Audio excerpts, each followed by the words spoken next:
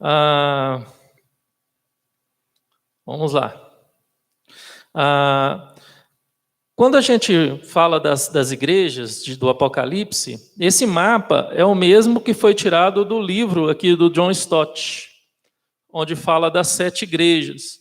Então, se você percebe aí, você que está na sala de aula, você vê a ilha de Patmos, a igreja mais perto da ilha de Patmos, onde a revelação, né, de Jesus Cristo por meio do anjo a João foi entregue. Vem primeiro a igreja de Éfeso, depois a gente vê a igreja de Esmirna, depois a igreja de Pérgamo, a igreja de Tiatira, Sardes, Filadélfia e, por último, a igreja de Laodiceia. Então, irmãos, está aí direitinho.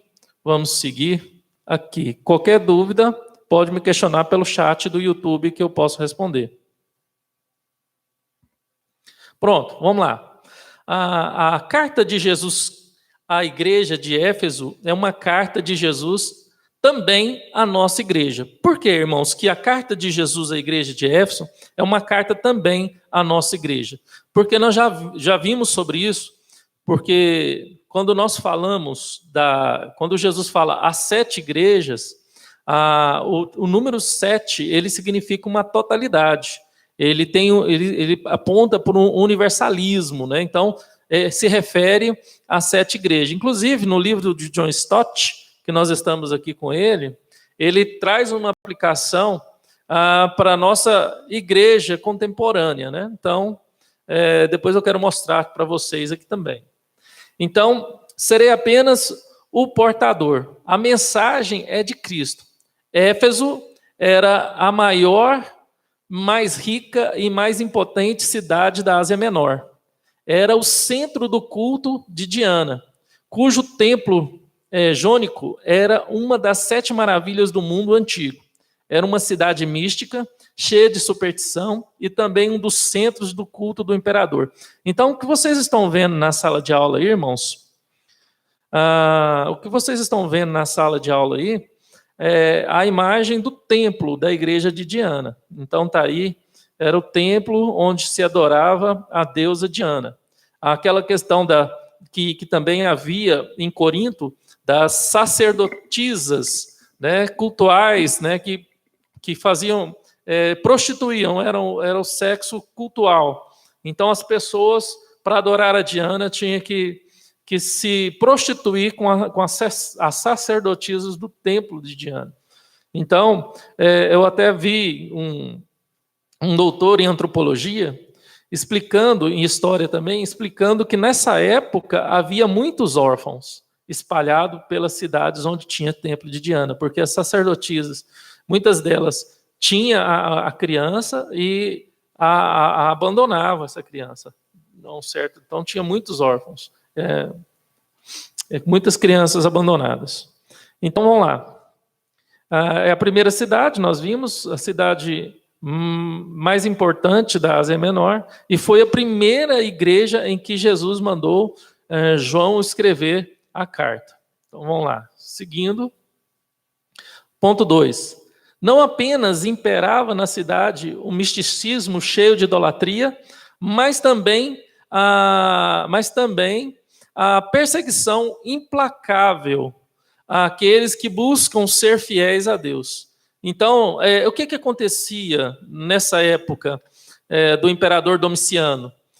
Os judeus, eles, de fato, como nós vamos ver mais para frente, eles eram sinagoga de Satanás.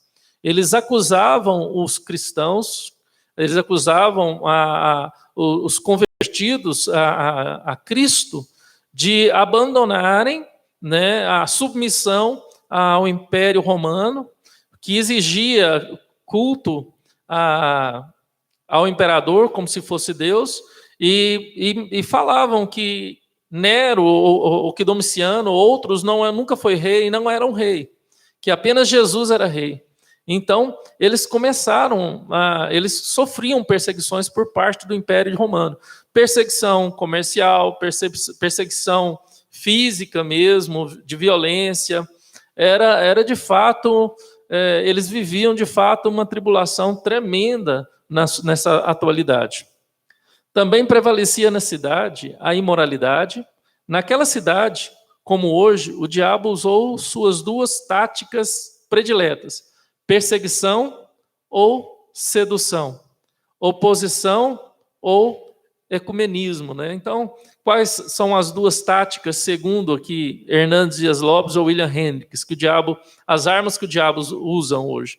Perseguição e sedução, né? Então, há uma perseguição por parte daqueles que se opõem, né, a se entregar, né, às tentações, ao se entregar à vontade do mundo, à vontade mundana, né? E aqueles que se entregam à sedução, eles não são mais oposição, mas fazem parte do ecumenismo, né? Hoje nós podemos falar que hoje tem muitos que eles são sincréticos. Eles dizem que são cristãos, mas eles trazem para a sua vida vários cacuetes, várias formas de outras religiões na sua própria vida, no seu próprio culto, na sua própria forma de encarar a Deus, de enxergar a Deus, até mesmo nas dificuldades. Então, é exatamente isso que Hernandes Lopes, Hendricks e John Stott está falando aqui nesse momento, aqui para nós, nessa parte do texto. Então, se alguém quiser me perguntar alguma coisa, falar pelo chat do YouTube, estamos aí. Tá bom? Vamos lá. E pela sala de aula, se você quiser falar, o link está aberto também. 3. Paulo visitou a cidade de Éfeso no final da segunda viagem missionária, por volta do ano 52. Em sua terceira viagem, passou lá 3 anos. Houve sinais de avivamento ali. As pessoas, ao ouvirem o evangelho, vinham denunciando publicamente as suas obras. As pessoas que se convertiam rompiam totalmente com o ocultismo, queimando seus livros mágicos. O evangelho espalhou-se dali por toda a Ásia. Então, é perceptível que a porta de entrada e para que o evangelho fosse espalhado por toda a Ásia foi, de fato, a cidade de Éfeso. A maior cidade, era uma cidade portuária, a entrada de mercadorias para todo o comércio ali da Ásia. Então, o evangelho começou a se espalhar por meio de Éfeso. Tá bom, irmãos? Alguma pergunta? Alguém tem alguma pergunta para fazer? Pode acionar seu microfone e me perguntar aí. Vamos lá. 4. Durante a sua primeira prisão em Roma, Paulo escreveu carta aos Efésios, agradecendo a Deus o profundo amor que havia na igreja. Timóteo é enviado para ser pastor da igreja. Mais tarde, o apóstolo João pastoreia aquela igreja. Agora, depois de 40 anos que a igreja fora fundada, na segunda geração de crentes, Jesus envia uma carta à igreja, mostrando que ela permanecia fiel na doutrina, mas já havia se esfriado em seu amor. Irmãos, é o que a gente percebe quando se fala em geração de igreja. Aqui falou de 40 anos da igreja de Éfeso, estava na segunda geração. A quarta igreja nós comemoramos no mês passado 50 anos. Eu creio que nós já estamos preparando uma terceira geração de líderes para a igreja. E a grande preocupação nossa, e às vezes nós, líderes, pastores e presbíteros, erramos por preocupar muito com a doutrina, muito com a forma, com a liturgia, com a teologia, e não preocupar com o fervor espiritual dos irmãos, não preocupar com a vida de oração, com a vida piedosa, né? E o que Jesus está falando aqui para a igreja de Éfeso é que o zelo pela doutrina, pela teologia, pelo zelo pela palavra, pela vida teológica, né? Pela palavra certa mesmo, ela tem que ter um equilíbrio com o fervor na vida cristã. né? Nós temos que ter esse fervor na vida cristã. Nós não podemos perder esse primeiro amor, esse fervor, essa paixão pelas coisas de Cristo, pela oração, pelo jejum, né? Hoje nós estamos iniciando aí, hoje nós estamos fazendo um dia de jejum e oração, né, pelo nosso país, pela calamidade que nós estamos vivendo, pela pandemia. Eu até escrevi um documento em PDF para que os irmãos possam ler. Por que que nós, a Igreja Presbiteriana, a Quarta Igreja Presbiteriana de Anápolis, apoiamos a convocação do senhor Presidente da República a um dia de jejum e oração. Tá bom, irmãos? Alguma pergunta? Vamos lá? Seguir? Vamos lá. Próximo slide.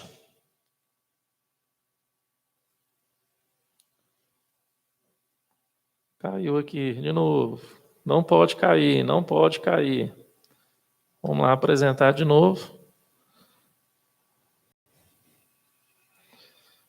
Vamos lá, voltar. Vamos lá, voltar aqui de novo. Apresentação. Vamos voltar para a tela de apresentação para o próximo slide, irmãos. Iniciar uma nova janela. A apresentação. Pronto, vamos lá. Compartilhar. Isto. Então, vamos voltar para aquele slide.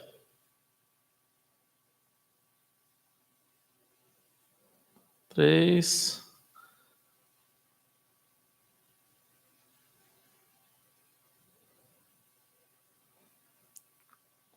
4. Pronto. Vai aparecer aí para os irmãos novamente o slide. Ué. Deu como fim da apresentação?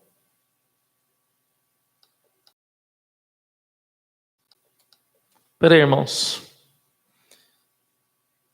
Deixa eu pegar o pendrive ali.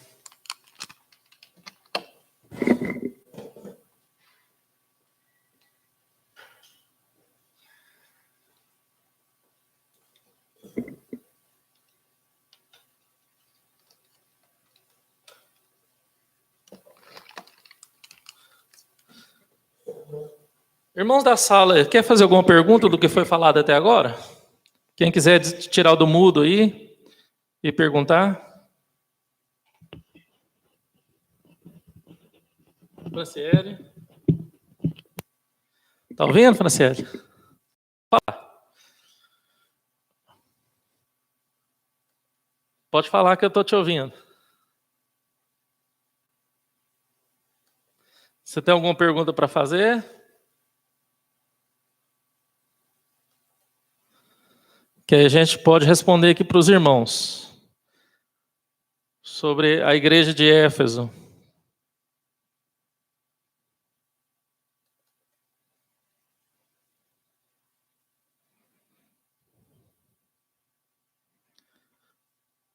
Ana Lúcia? Os irmãos do YouTube? Tudo tranquilo? Deixa eu ver aqui. Aqui tá certo. Vamos lá. Apresentação. Vou voltar aqui para vocês, irmãos. Vamos lá. Apresentar.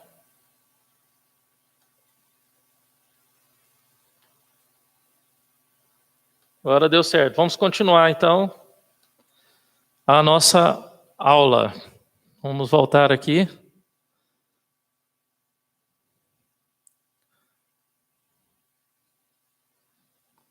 Já falamos sobre o ponto 1, ponto 3, ponto 4. Está aparecendo aí na tela de vocês também, graças a Deus. Problemas tecnológicos, irmãos. Eu estou aqui desde as 8 horas da manhã só fazendo teste. Então, tá. Jesus dá segurança à sua igreja. Vai aparecer imagens também, tá bom? Vamos lá. Jesus se apresenta como aquele que está presente e em ação no meio da sua igreja. Vamos lá. A presença manifesta do Cristo vivo no meio da sua igreja é a sua maior necessidade. Em nossa Em nossa teologia, perdemos o impacto dessa verdade, da presença real de Cristo entre nós.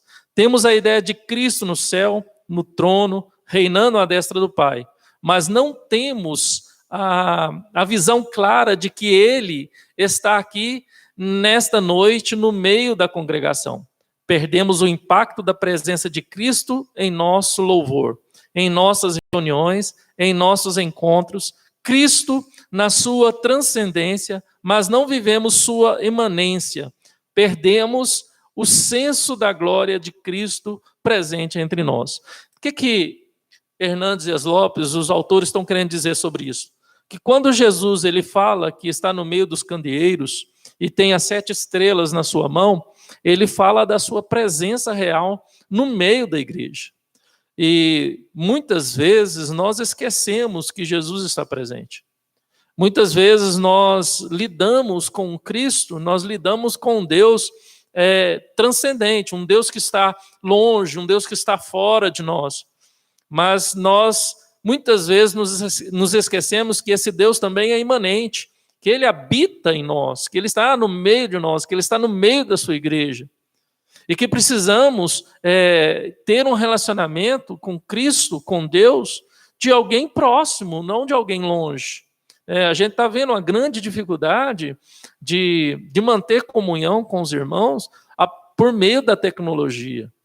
A gente está vendo a grande dificuldade, o que essa situação está mostrando para nós. O que essa pandemia tem mostrado para nós. Será que nós temos tempo, até mesmo agora, com essa situação, para meditar sobre toda essa situação que nós estamos vivendo? O quanto a comunhão tem feito falta, o quanto estar na igreja, o congregar tem feito falta. A gente vê claramente o quanto o congregar junto com os irmãos, essa comunhão é uma expressão do amor sincero, do amor de Cristo por nós, por meio de estar junto com os irmãos. Então, quando a gente olha essa questão que Hernandes Dias Lopes coloca, William Hendricks e John Stott, eles estão mostrando para nós claramente que muitas vezes nós, como igreja de Éfeso, perdemos o impacto da presença de Cristo. O quanto a presença de Cristo tem nos impactado. O quanto nós nos afastamos dessa realidade, irmãos. Tá bom?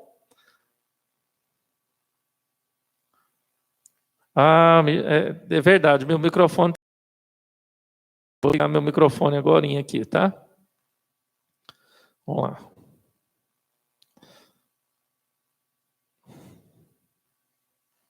Pronto, agora na hora que vocês quiserem me interromper, pode interromper para perguntar. Vai dar certo. Então vamos lá. Vamos seguir para a apresentação.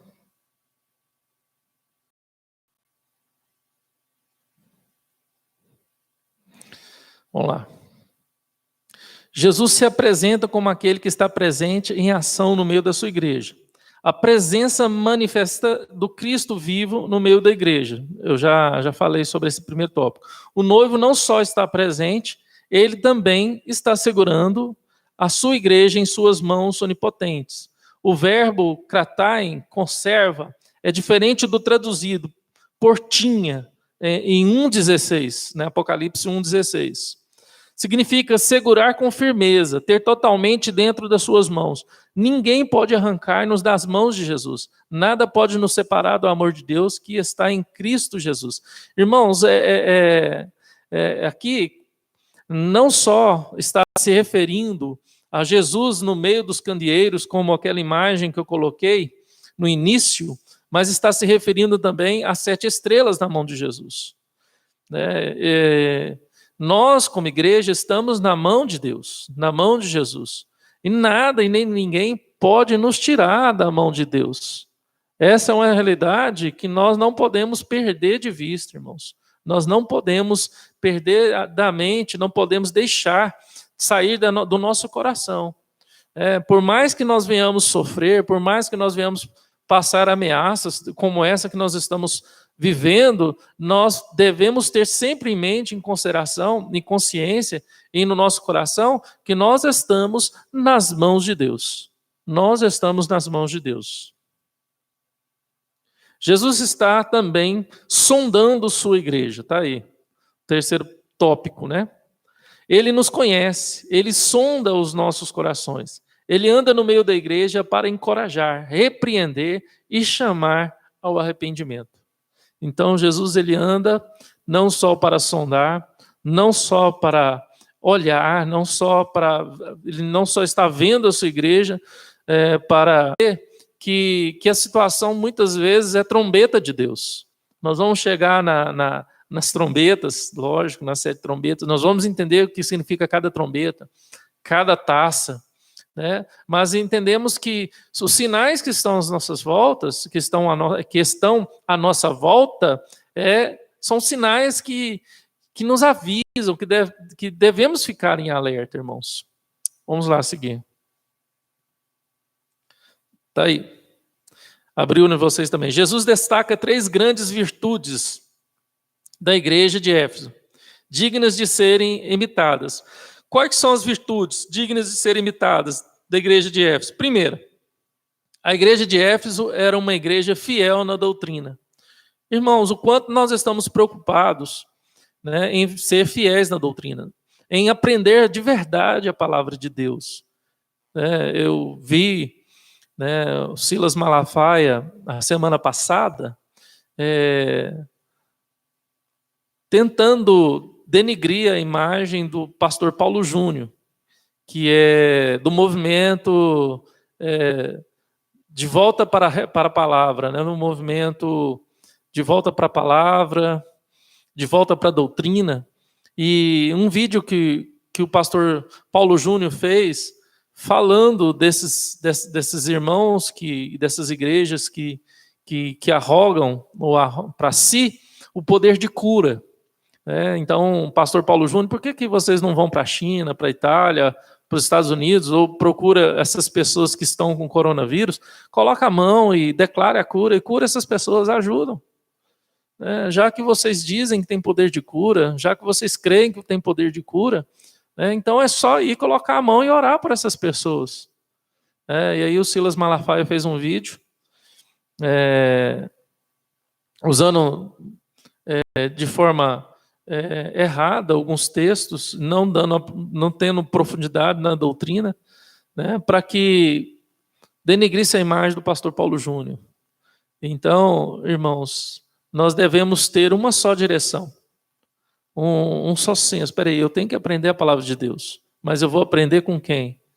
Vou aprender de que jeito? Eu quero aprender de forma coesa, de forma certa, porque existe 3 linhas de interpretação bíblica. Existe uma linha crítica histórica, uma linha gramática histórica e uma linha dedutiva.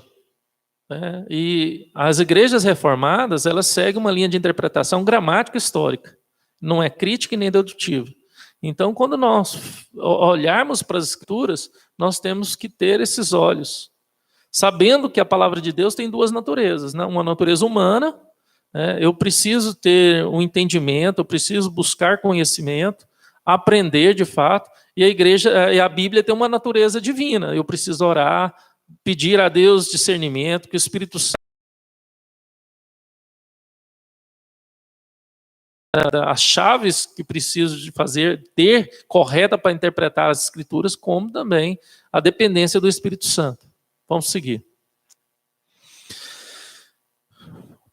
Mesmo cercada por perseguição e mesmo atacada por constantes heresias, essa igreja permaneceu firme na palavra, contra todas as ondas e novidades que surgiram. Jesus já alertara sobre o perigo dos lobos vestidos com peles de ovelhas, lá em Mateus 7,15. Paulo já havia avisado os presbíteros dessa igreja, Atos 20, 29 e 30, sobre os lobos que penetrariam no meio do rebanho e sobre aqueles que se levantariam entre eles, falando coisas pervertidas para arrastar atrás deles os discípulos. Agora os lobos haviam chegado. Então aquilo que Jesus alertava, aquilo que Paulo já alertava, era o que estava acontecendo já dentro dessas igrejas, ali em 96 depois de Cristo, no reinado de Domiciano. Então, esses falsos mestres, esses falsos profetas, esses lobos transvestidos de pele de ovelha já estavam contaminando a igreja. Hoje nós não temos essa ameaça dentro da nossa igreja, se eu posso de uma maneira assim dizer. Mas o que nós vemos é muitos desses lobos transvestidos de ovelhas na internet, em canais do YouTube, ensinando falsas doutrinas, ensinando coisas, e muita gente se alimentando daquilo que esses falsos mestres estão dando. Se alimentando, muitas ovelhas se alimentando desse alimento venenoso, corrompido, que esses falsos pastores têm dado. Tá bom, irmãos? Vamos seguir.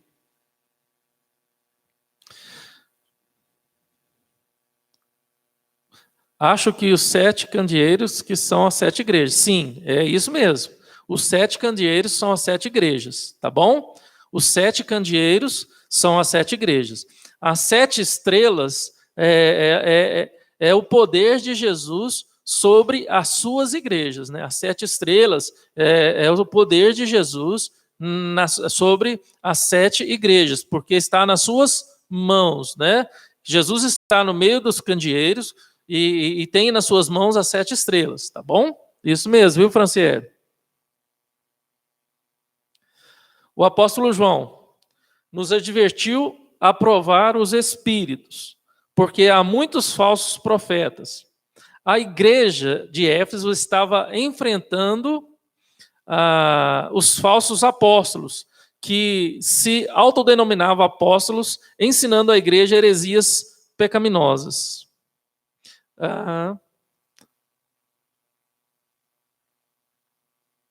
Sim, pode ser, Fran, tá bom? Tá joia. Aí vocês não vão ter, mas eu estou lendo, né? Não precisa, que agora só vai ter os escritos aqui. Então, o apóstolo João estava advertindo a igreja a provar os espíritos, porque há muitos falsos profetas. E a igreja de Éfeso estava enfrentando os falsos apóstolos que se empermeavam entre eles. Então, sim, irmãos, muitas vezes nós temos que fazer igual a igreja de Bereia mesmo. Ir para a palavra de Deus, confirmar se tudo aquilo é real, se tudo aquilo é verdade, se tudo aquilo que está sendo pregado é bíblico, tá bom? Vamos lá. A igreja de Éfeso tinha discernimento espiritual, tornou-se intolerante com a heresia e com o pecado moral. Tornou-se intolerante com a heresia e o pecado moral. Por que a igreja de Éfeso se tornou intolerante com a heresia e o pecado moral? Porque era uma igreja zelosa na doutrina. Uma igreja que é zelosa na doutrina, ela é intolerante com heresias e é intolerante com o pecado moral. Tá bom, irmãos? Então nós devemos perceber isso. Vamos seguir novamente aqui.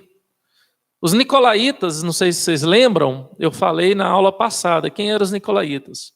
Eram aqueles que pregavam a promiscuidade, né? que pregavam... Tem um escritor, um teólogo que é historiador, que ele fala que os nicolaítas acreditavam que na interpretação de quanto maior o pecado, maior o pecado, maior a graça.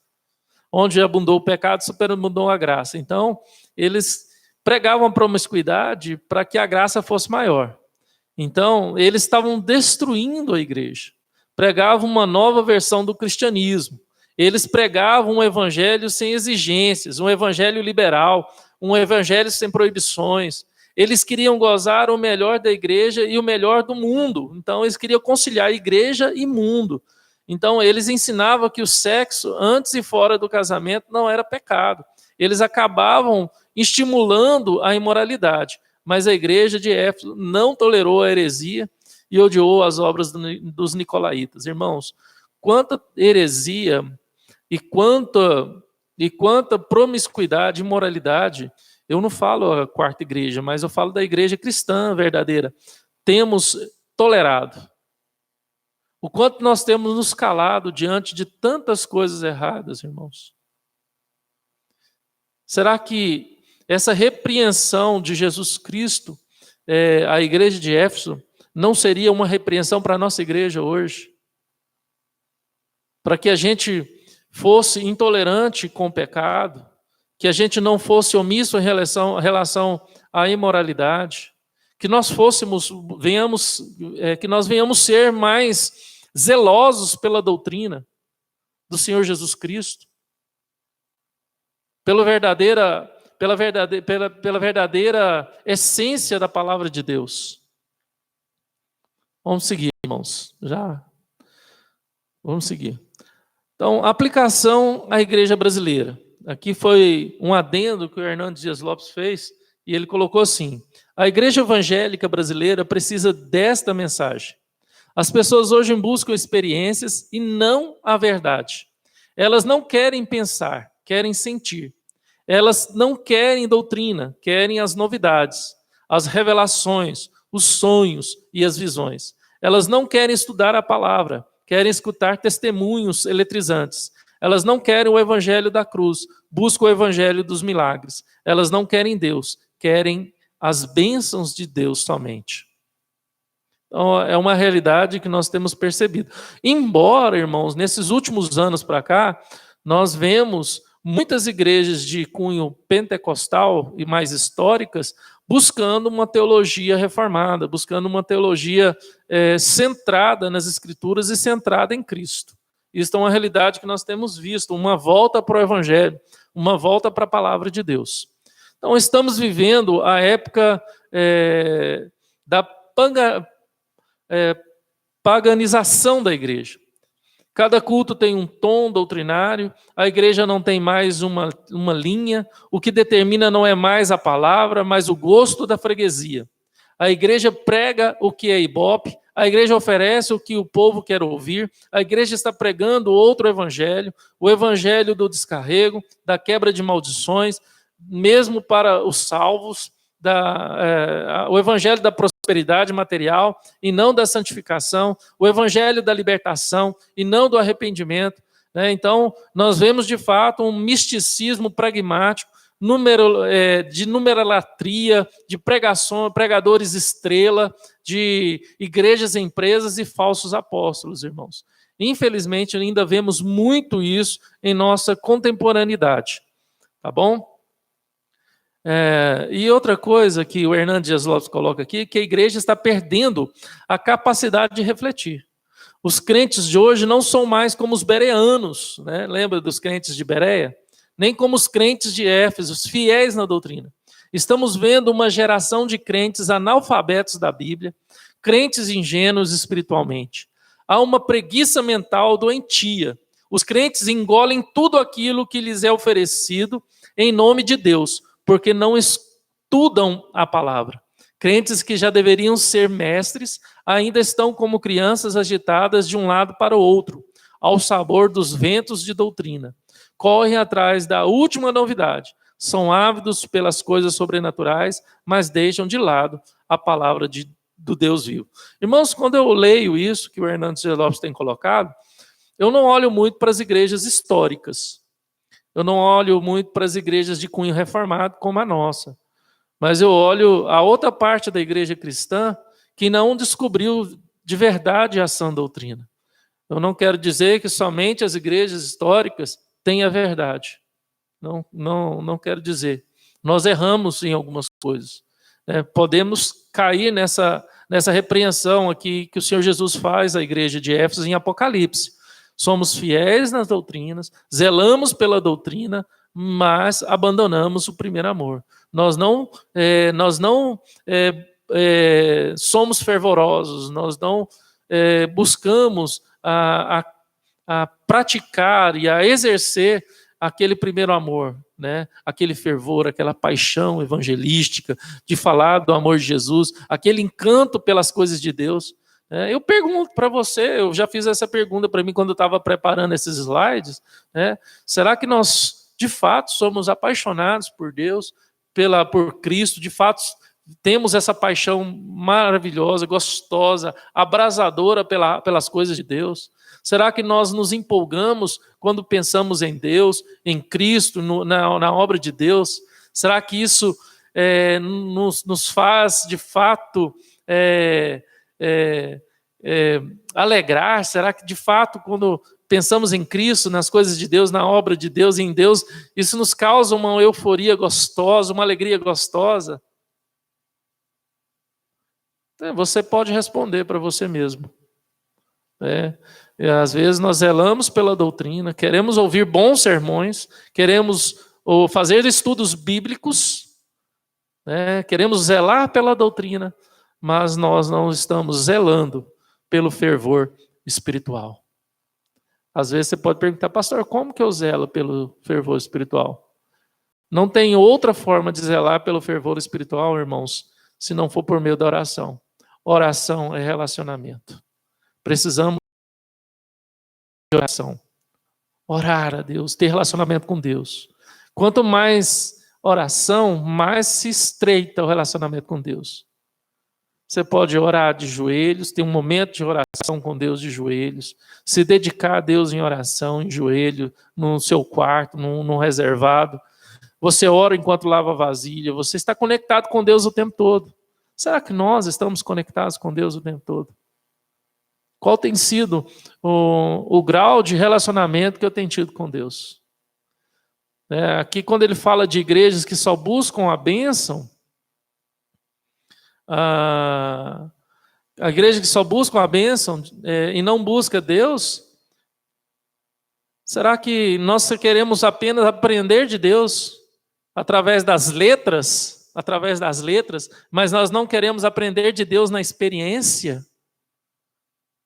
Uma coisa é aprender a conhecer Deus pelas letras, uma coisa é conhecer Deus pela experiência. É o zelo da doutrina e o zelo pelo fervor espiritual. Vamos ver aqui o que os irmãos escreveu.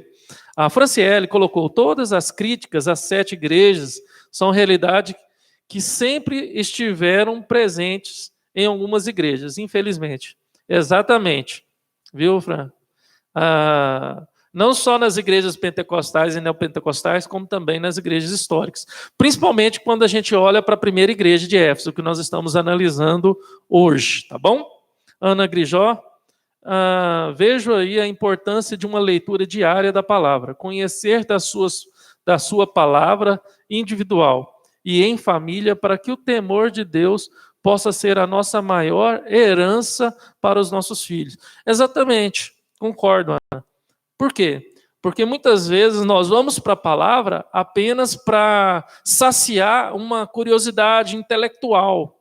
Nós vamos para a palavra apenas para um agregar intelectual. Nós não vamos para a palavra como fonte de alimento, de alegria e satisfação em Deus.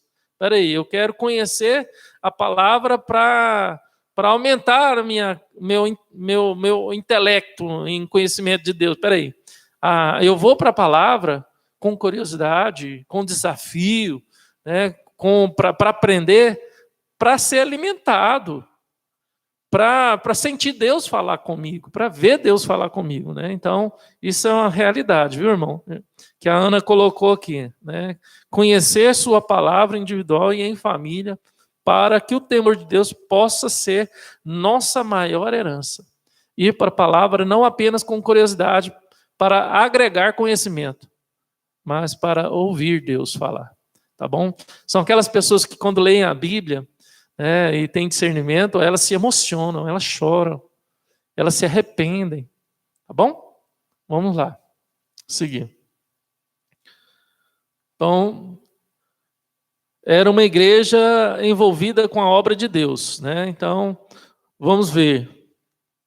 A igreja de Éfeso não era apenas teórica, ela agia, havia labor, trabalho intenso. Os crentes eram engajados e não se envolvia, não era apenas... Irmãos, a igreja de Éfeso era uma igreja ativa, Era uma igreja que se envolvia, era uma igreja engajada, não era apenas um auditório. Isso eu vejo muito aqui na Quarta Igreja. Uma igreja ativa, uma SAF ativa, uma junta diaconal ativa. A gente não vê apenas um auditório aqui na Quarta Igreja. A igreja não vivia apenas de intramuros, não se deleitava apenas em si mesma, não era narcisista.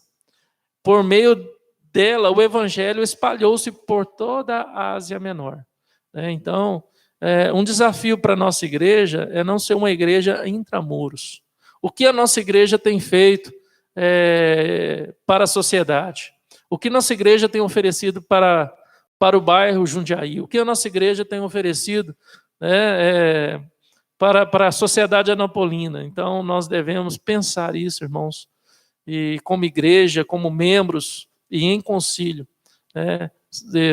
poder, como igreja, ela viver para fora dos muros, tá bom? Vamos lá, vamos seguir. Jesus pode dizer o mesmo ao nosso respeito. Temos sido uma igreja operosa, um frutífero da videira verdadeira. Você tem sido um membro dinâmico do corpo. Meus irmãos, é um desafio para nós. É um desafio para nós sermos membros dinâmicos do corpo. Eu sei que para a gente ser um membro dinâmico do corpo de Cristo, isso pode acarretar problemas. Problemas emocionais, problemas físicos, porque a gente vai sofrer ataques físicos, ataques espirituais, por ser um membro ativo. Mas é isso que Jesus quer da nossa igreja.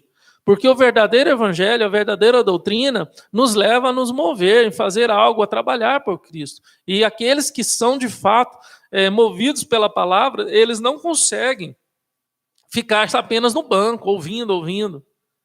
Aqueles que são encontrados pela palavra de Deus e libertados pela verdade, que é a palavra, que é Cristo Jesus por meio da palavra, eles não conseguem ficar de braços cruzados, vivendo numa zona de conforto. Eles querem participar, eles querem fazer, eles querem ser atuantes na igreja. Irmãos, uma igreja atuante é uma igreja evangelística. Olha, irmãos, o quanto nós evangelizamos através dos trabalhos da SAF. O quanto nós evangelizamos através dos trabalhos, mostrando os trabalhos da igreja. Infelizmente, com essa pandemia, nós paramos, mas, em nome do Senhor Jesus Cristo, nós vamos voltar com força total, depois que acabar essa quarentena. Era uma igreja perseverante nas tribulações. Ser crente em Éfeso não era ser popular. Lá ficava um dos maiores centros do culto ao imperador. Muitos crentes estavam sendo perseguidos e até mortos por não se dobrarem diante de César. Outros estavam sendo perseguidos por não adorar a grande Diana dos Efésios. Outros estavam sendo seduzidos a cair nos falsos ensinos dos falsos apóstolos. Mas os crentes estavam prontos a enfrentar todas as provas por causa do nome de Jesus e em nome de Jesus. Irmãos, é uma realidade. Será que nós estamos dispostos a virar as costas para a sedução do populismo, daquilo que quer nos fazer ser estrelas nesse mundo cristão? Será que nós estamos dispostos a dizer que eu diminua e que cresça Jesus? Que diminua, igual aquela canção que é a Bíblia, que diminua eu, para que tu cresças em mim. O quanto nós queremos nos diminuir para que Cristo cresça em nós. O quanto nós queremos abafar o nosso ego. O quanto nós queremos abafar o nosso orgulho. O quanto nós queremos que Cristo cresça em cada um de nós, irmãos. É uma realidade e um desafio para nós. Porque o que importa não é o que eu penso. O que importa não é o que eu quero, o que eu penso, o que eu acho. Nós devemos, de fato, tirar o eu. O eu tem atrapalhado. E a igreja de Éfeso nos mostra que o eu não era problema aí. porque eles eram zelosos na doutrina.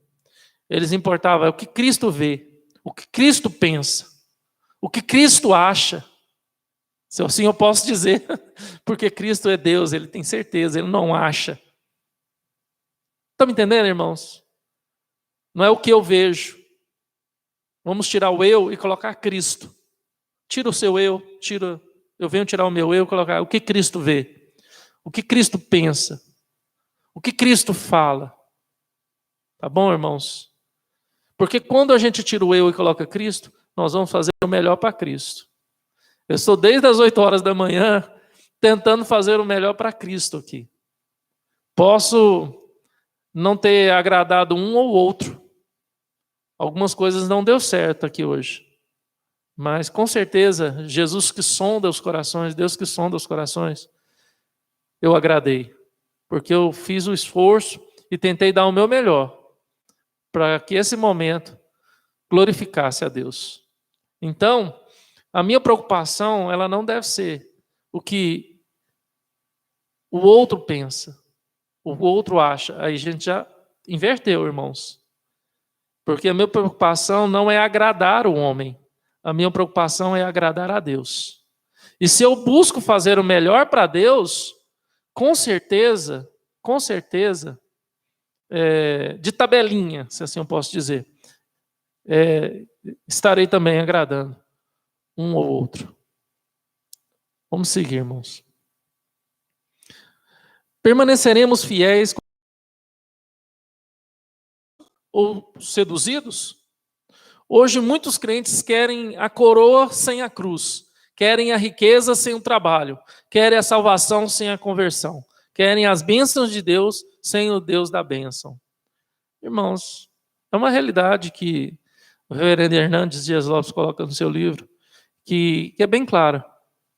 Muitos, quando são perseguidos, muitos deixam de permanecer fiéis quando são provados e perseguidos. Mas nós vemos nessa pandemia que nós estamos vivendo, muitos buscando a Deus. Vemos o inverso disso. Hoje muitos crentes querem uma coroa sem a cruz. Eu quero o galardão, eu quero o que Deus tem para mim. Quero a minha bênção, sem querer a cruz. Querem a riqueza sem querer trabalhar. Querem a salvação sem conversão. Porque a conversão, irmãos, a conversão é sintoma, se eu posso dizer dessa forma, a conversão é sinal da conversão, da salvação, tá bom? A conversão é sinal da salvação. E as bênçãos é consequência de nossa vida com Deus. Porque se eu sou obediente, eu sou abençoado. Mas se eu sou desobediente, eu sou amaldiçoado, eu sou castigado. Bom? Terminando, né?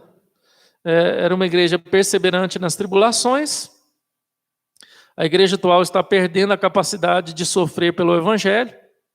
A igreja hoje prefere ser reconhecida pelo mundo do que conhecida pelo céu. Então, essa é uma realidade que nós vemos em muitas igrejas, irmãos. Abandonando o nosso primeiro amor, como substituímos o amor a Jesus pela ortodoxia e o trabalho. Irmãos, é aquilo que eu falei para vocês. Nós não podemos abandonar o nosso fervor, nós não podemos abandonar o nosso relacionamento, nós não podemos deixar de ir para as Escrituras com o sentimento de ouvir Deus, e não apenas para matar nossa curiosidade intelectual.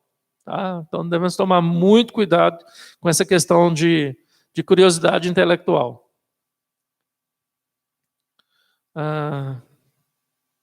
Vamos seguir. Vamos falar sobre a questão do... Jesus repreende a sua igreja. Abandonamos o nosso primeiro amor quando substituímos o amor a Jesus pela ortodoxia e pelo trabalho. É o que acabamos de falar, irmãos. Nós não podemos ser apenas ativistas. Nós não podemos nos entregar às atividades e abandonar o nosso tempo com Deus, de oração, dedicação, jejum. Né? Então, nós temos essa tentação de ser muito ativista. E quando nós nos entregamos ao ativismo, nós perdemos o tempo para reflexão, perdemos o tempo para meditação, perdemos o tempo para oração. Devemos balancear, conciliar os dois, né? A oração, a minha vida de oração, ela vai me levar a agir, tá bom? Não pode ser o contrário. A minha vida com Deus vai me levar a fazer alguma coisa. Eu não posso abandonar a minha vida com Deus em detrimento de convicções que eu acho que são certas. Abandonamos o nosso primeiro amor quando o nosso amor por Jesus é substituído pelo nosso zelo religioso. Olha que interessante. Defendemos a nossa teologia, defendemos a nossa fé, defendemos as nossas convicções e estamos prontos a sofrer e morrer por nossas convicções, mas não nos deleitamos mais em Deus, não nos afeiçoamos mais a Jesus, já não sentimos mais saudades de estar com Ele. Meus irmãos, não sei se vocês já passaram por essa situação.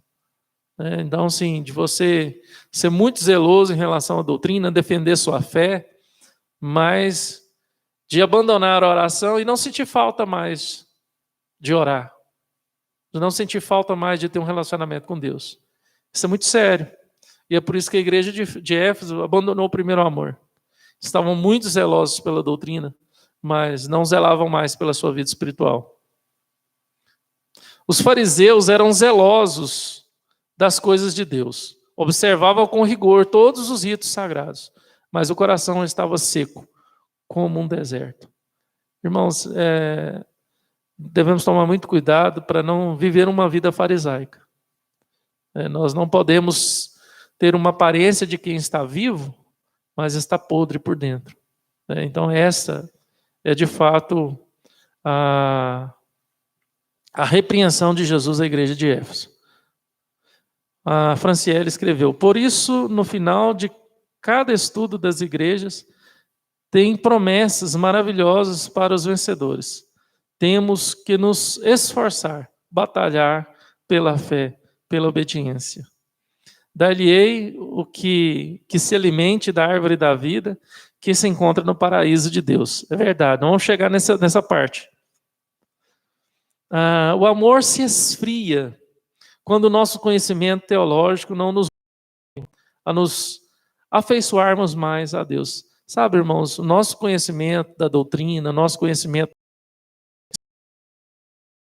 de Deus, ele não pode nos afastar de uma vida piedosa e fervorosa. Se a minha vida zelosa pela doutrina, pela teologia, está me afastando de uma vida fervorosa, alguma coisa está errada. Essa doutrina está errada e essa teologia está errada. Porque a verdadeira teologia, a verdadeira doutrina, o verdadeiro zelo pela palavra de Deus me leva a aproximar de Deus e não ao contrário. Tem alguma coisa errada. Tá? Tem alguma coisa errada.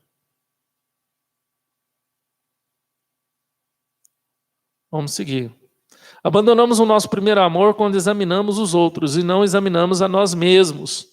Então nós estamos prontos a apontar para o defeito dos outros e não olhar os nossos próprios defeitos. A igreja de Éfeso examinava os outros e era capaz de identificar os falsos ensinos, mas não era capaz de examinar a si mesma. Tinha doutrina, mas não tinha amor. A igreja identifica o mal doutrinário nos outros, mas não identifica a frieza do amor em si mesma. Identifica a heresia nos outros, mas não a frieza do amor em si mesmo. Nós devemos muito tomar cuidado, irmãos. Eu vejo muitos pastores de igrejas tradicionais, em canais no YouTube, criticando as igrejas dos outros, a fé dos outros. Então é isso exatamente que nós estamos vendo aqui. Às vezes nós criticamos a doutrina dos outros, a fé dos outros, mas nós não estamos olhando para a nossa frieza espiritual, para a nossa falta de amor. Então devemos tomar muito cuidado, muito cuidado. O artista plástico, Ana Lúcia, o artista plástico Cobra retratou o atual momento numa pintura, crianças de máscara de várias etnias, com as mãos intercedendo em oração, mas a criança que tem na máscara a cruz, ora para o céu. Ah, entendi, Ana, entendi. Exatamente. Nós paramos de olhar para Deus, e estamos olhando para tantas coisas. Às vezes nós olhamos para a doutrina, olhamos apenas para a teologia, mas paramos de olhar para Deus. Sabe, essa repreensão à igreja de Éfeso é igual a Fran colocou mesmo, a repreensão a nós como igreja. E aí vem o 5, lembra-te de onde caíste. Né? O passado precisa novamente tornar-se um presente vivo. Não basta saber que é preciso arrepender-se.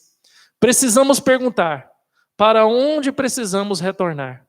Para o ponto do qual nós desviamos. Retornar para um lugar qualquer só não levaria para outros descaminhos. Então devemos olhar para o passado, irmãos, e lembrar de onde nós caímos. Aonde foi que nós desviamos do caminho certo?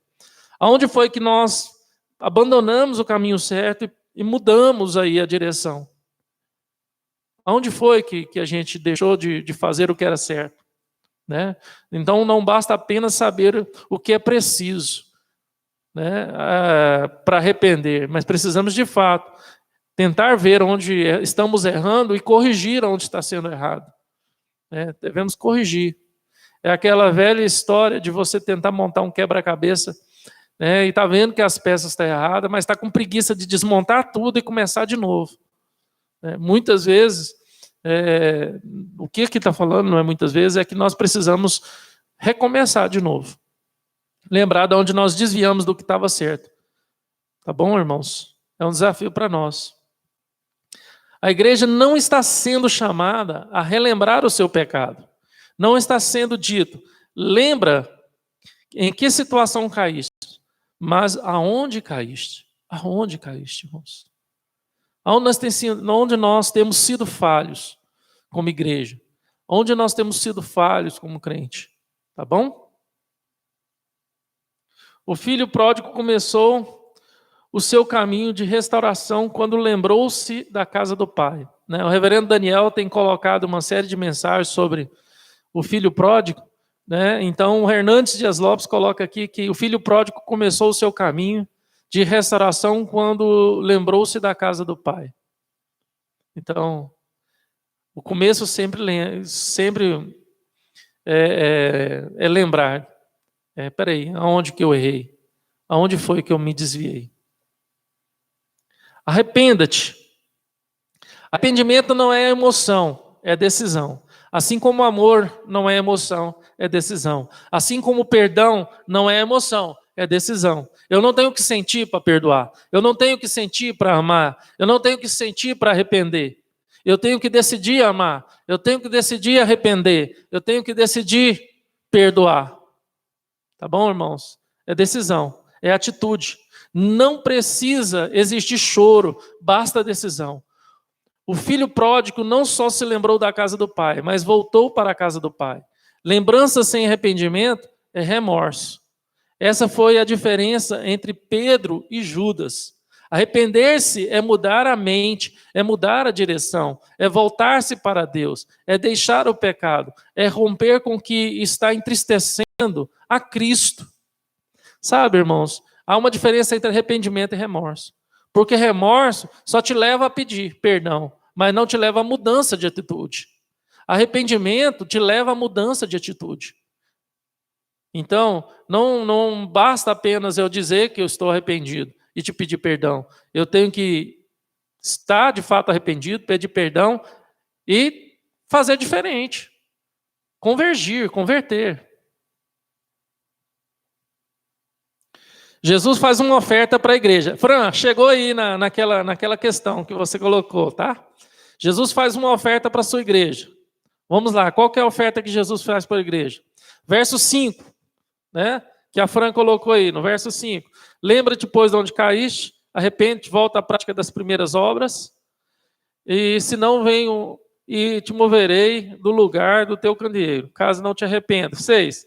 Tens contudo o teu fervor, que odeia as obras dos nicolaítas, as quais eu também odeio. Quem tem ouvidos, ouça o que o Espírito diz à igreja. Ao vencedor, dar-lhe-ei que se alimente da árvore da vida, que se encontra no paraíso de Deus. Vamos seguir aqui, irmãos.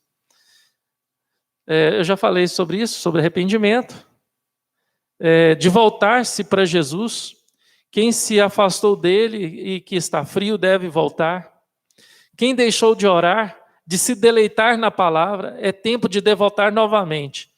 Então, se você abandonou o deleite na palavra, abandonou a vida de oração, é tempo de voltar a orar. É tempo de se deleitar na palavra. Tá bom? Uma solene advertência. Se não venho contra ti, e te removerei do seu lugar o teu candeeiro. Candeeiro é feito para brilhar, viu, irmãos? Se ele não brilha, ele é inútil, é desnecessário. Então, o que Jesus está dizendo, peraí, você foi feito para ser luz. Ninguém acende uma lâmpada e coloca debaixo da cama. Coloca no velador, para que ilumine todo o ambiente, tá? Então, candeeiro que não ilumina, lâmpada que não ilumina, o que você faz com uma lâmpada que queima na sua casa? O que você faz? Você troca, você tira essa lâmpada e coloca outra, não é assim? Então, ela só reflete luz de Cristo. Mas se não tem intimidade com Cristo, ela não brilha. Se ela não ama, ela não brilha. Porque quem não ama está nas trevas. Irmãos, se nós não amamos a Cristo, nós não vamos brilhar. Se nós não amamos a Cristo, nós não vamos amar o próximo. E nós não vamos brilhar nesse mundo que jaz o maligno, que jaz em trevas. Devemos amar a Cristo. Amar a Cristo. Só vamos amar a Cristo se nós interessarmos pelas coisas de Deus. Só vamos amar a Cristo se nós interessarmos em deleitar na palavra de Deus. Nós não podemos ter apenas uma mera curiosidade intelectual pelas coisas de Deus. Mas eu quero aprender da palavra para o nosso deleite. Você tem que ter essa aspiração ávida de se deleitar na palavra de Deus. De chorar quando você lê a palavra de Deus. Há quanto tempo você não chora lendo a palavra de Deus? Há quanto tempo que você não ora quando você é impactado pela sua leitura bíblica, pelo seu devocional? Ontem eu fui impactado pelo meu devocional de manhã, que eu até compartilhei algo para vocês. Mas eu devo buscar isso sempre, me deleitar na palavra de Deus. Eu, como pastor, eu tenho que tomar muito cuidado para que o púlpito não me leve para as Escrituras. Que as minhas obrigações pastorais de púlpito não me levem para as Escrituras. Mas aquilo que eu busco nas Escrituras, do meu deleite, me traga para o púlpito.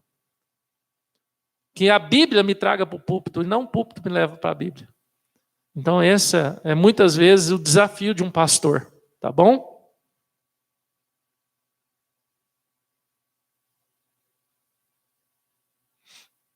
A Fran perguntou: então remover o seu candeeiro significa que Éfeso deixaria de ser igreja? Vamos ver então. Verso. Deixa eu ver aqui. Verso 5, né? Tá. Candeeiro significa. O candeeiro significa a igreja. Jesus está no meio do candeeiro. O candeeiro significa igreja. Se o que Jesus está dizendo aqui, vamos ver também, segundo o Shed, exatamente, tá? Deixar de ser igreja, deixar de ser luz no mundo. Removerei de ti o teu candeeiro. Então, será trocado. Vamos ver o que Stott diz. Hernandes, deixa eu ver aqui, candeeiro é feito para brilhar. O Hernandes disse, né? É a mesma coisa, né? O Hernandes Dias Lopes. Vamos ver aqui o que John Stott diz.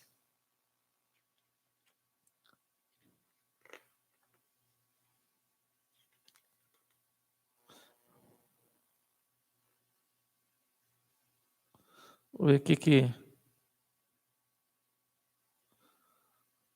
uma advertência solene. Vamos ver aqui. Eu acho que Hernandes tirou daqui.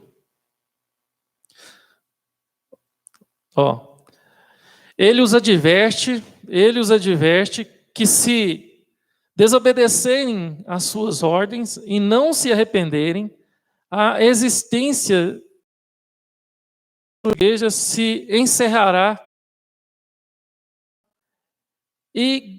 ignominiosa. A existência de sua igreja se encerrará de uma forma ignominiosa. Eu não tem nada a ver com salvação, meus irmãos, mas essa igreja, ela deixará de existir, né? Ela se tornará algo opaco, ela perderá o brilho, ela não fará diferença no mundo. Arrancar o candeeiro, na verdade, deixou de brilhar, ela se tornou uma com as trevas, ela não faz mais a diferença. É por isso que Jesus agora está falando para ela retornar ao primeiro amor, para que ela volte a brilhar. Nenhuma igreja tem um lugar seguro e permanente neste mundo. Ela está continuamente em julgamento. Se podemos julgar pela carta que o bispo Inácio de Antioquia escreveu à igreja de Éfeso no princípio do segundo século, ela se reanimou após o apelo de Cristo. Inácio faz um relato que temos relato em termos candentes. Mais tarde, porém, ela voltou a decair e durante a Idade Média, seu testemunho cristão desapareceu. Um viajante que visitou o local encontrou somente 3 cristãos lá.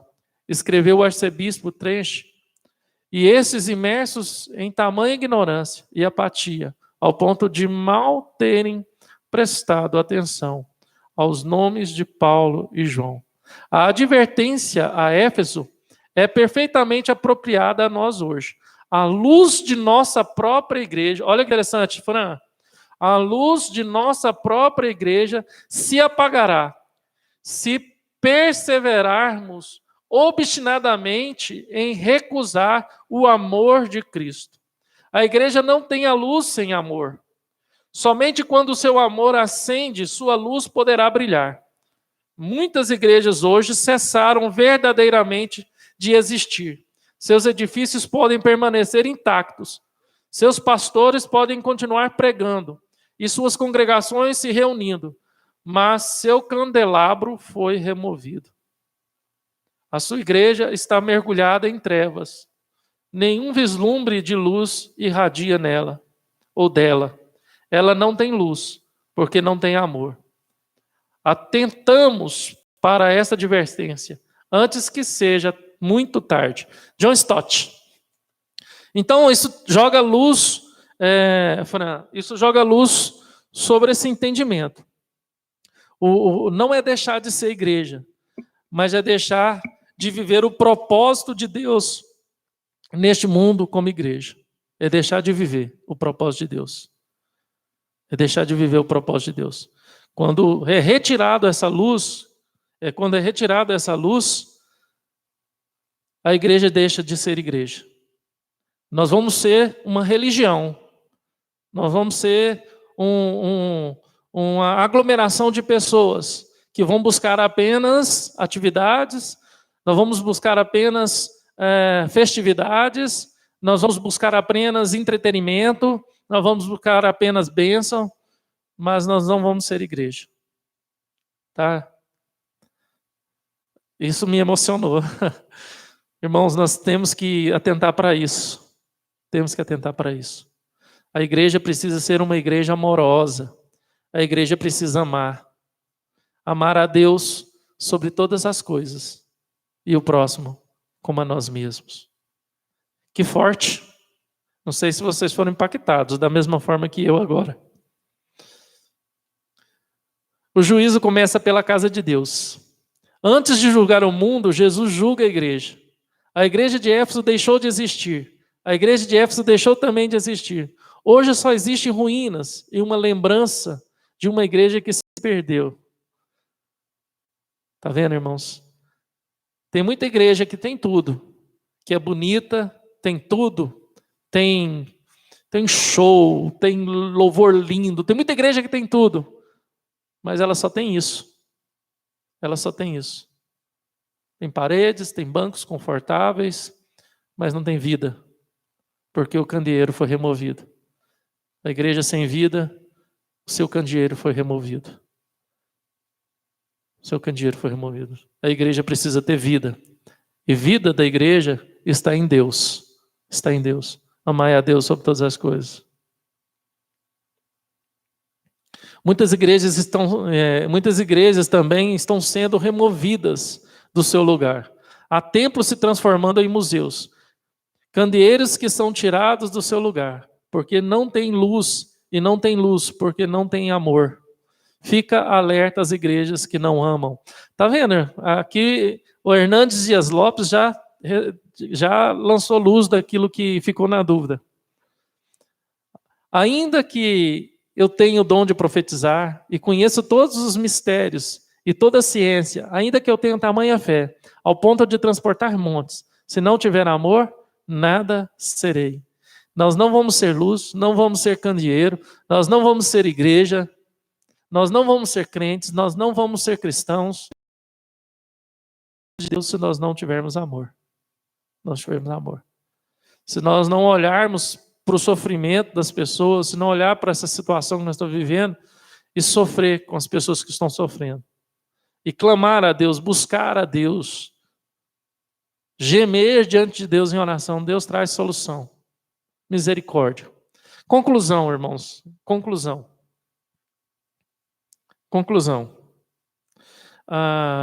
No meio da igreja há sempre um remanescente fiel. Esses são os vencedores. Eles rejeitaram as comidas sacrificadas aos ídolos oferecidas pelos nicolaítas, mas agora se alimentam da árvore da vida. Glória a Deus. A árvore da vida fala da vida eterna. Vida eterna é conhecer a Deus, e Deus é amor. O céu só é céu, porque lá é a casa do Pai, e Ele é amor. Lá vamos desfrutar desse amor pleno e abundante do nosso noivo.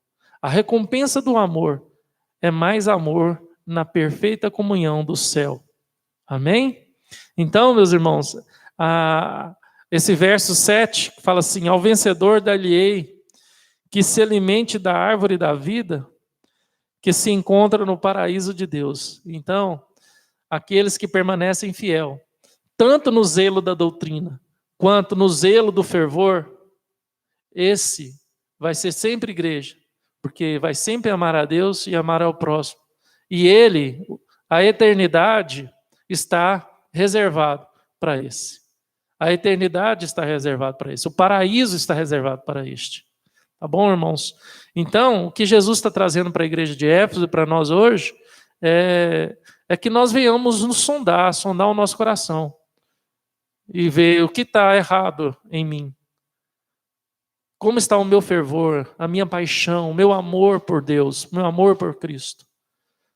Eu vi um pastor, foi o Hernandes Dias Lopes, numa live que ele fez no Instagram, perguntaram para ele nessa live se a pandemia do Covid-19 no mundo era um sinal de que Jesus estava voltando, né? Era um sinal do final dos tempos.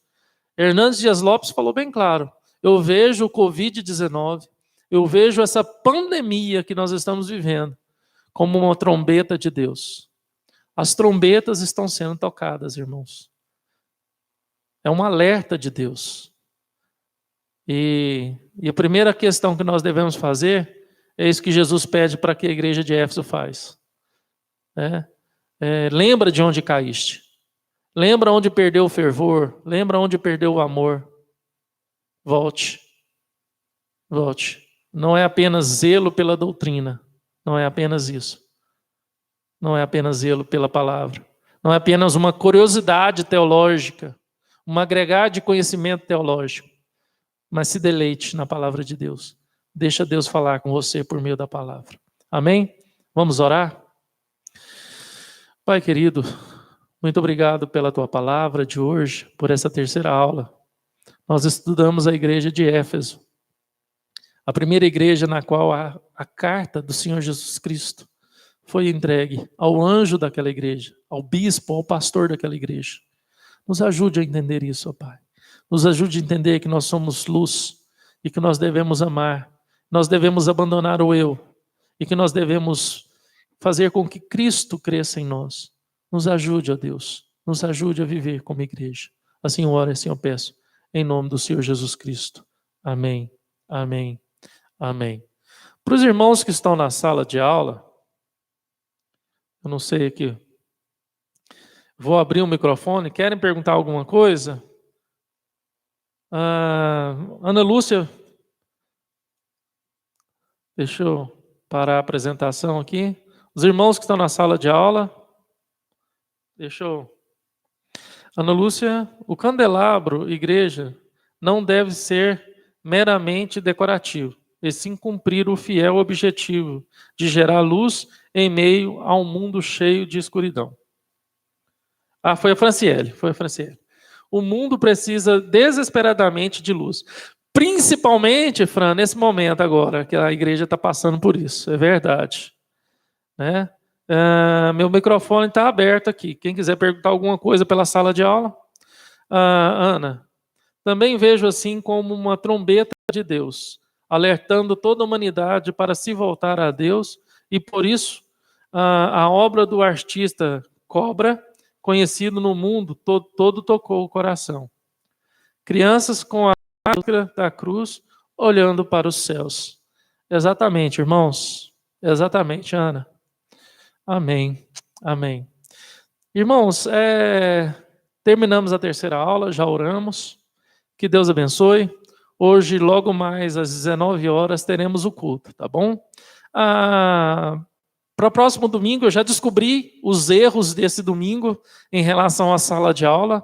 Não vai mais haver erros no próximo domingo. Você pode entrar normalmente na sala de aula. Tá bom? Deus abençoe a todos. Fica com Deus.